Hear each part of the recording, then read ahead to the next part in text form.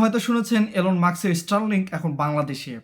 যেখানে mobile network যায় না সেখানে এখন স্টারলিংক বা স্যাটেলাইট দিয়ে মিলবে ইন্টারনেট।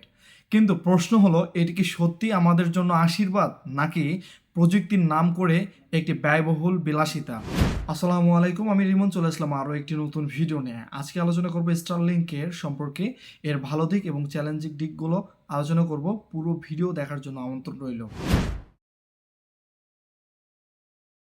স্টারলিংক হলো স্পেস এক্স কোম্পানির স্যাটেলাইট ভিত্তিক ইন্টারনেট সার্ভিস। তারা পৃথিবীর কক্ষপথে হাজার হাজার ছোট ছোট স্যাটেলাইট স্থাপন করেছে, যেগুলোর মাধ্যমে পৃথিবীর যে কোনো প্রান্তে ইন্টারনেট পৌঁছে দেওয়া সম্ভব। বাংলাদেশে এটি চালু হওয়ায় ডিজিটাল কানেক্টিভিটি একটি নতুন দিগন্ত খুলেছে। বাংলাদেশে এই প্রথম এমন একটি ইন্টারনেট সেবা এসেছে যা অপটিক্যাল ফাইবার বা মোবাইল টাওয়ার ছাড়াই কাজ করবে। চরাঞ্চল, পাহাড়, দ্বীপ, রিমোট এলাকা সব জায়গায় পাওয়া যাবে দ্রুত গতির সংযোগ। প্রাকৃতিক দুর্যোগের সময় দ্রুত যোগাযোগ ও তথ্য পাঠানো সম্ভব হবে। দূরবর্তী স্কুল বা স্বাস্থ্যকেন্দ্রে ডিজিটাল পরিষেবা সহজ করা হবে।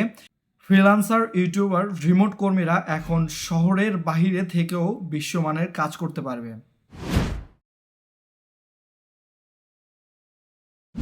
কিন্তু সবই কি এত সহজ?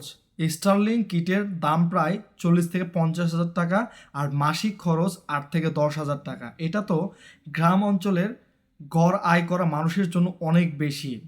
সরকারি সাবসিডি না থাকলে এটা শুধু গুটি কয়েক প্রতিষ্ঠানের মধ্যেই সীমাবদ্ধ থেকে যাবে। এছাড়া বৃষ্টি বা ঘন মেঘে স্যাটেলাইটের সিগন্যালের সমস্যা হতে পারে, বিশেষ করে বাংলাদেশের মতো জলবায়ুতে। আর যেহেতু এটি বিদেশি নিয়ন্ত্রিত সেবা, জাতীয় সাইবার নিরাপত্তা ও তথ্য গোপনীয়তার নিয়েও প্রশ্ন উঠছে। তবে স্টারলিংক হতে পারে একটি বিপ্লবী প্রযুক্তি যদি তা সবার জন্য সাশ্রয়ী এবং নিরাপদ করা যায়। সরকার চাইলে এটিকে শিক্ষা, স্বাস্থ্যে, দুর্যোগ ব্যবস্থাপনা ইত্যাদি খাতে বিশেষ ছাড়ে চালু করতে পারে।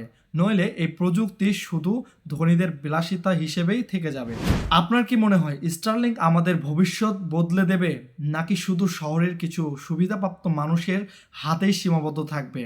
আপনার মতামত আমাদের জানাতে ভুলবেন না। ভিডিও ভালো লাগলে লাইক দিন, আর প্রযুক্তি নিয়ে সচেতন হতে শেয়ার করুন আপনার বন্ধুদের সাথে। দেখা হচ্ছে অন্য কোনো ভিডিওতে। আসসালামু আলাইকুম।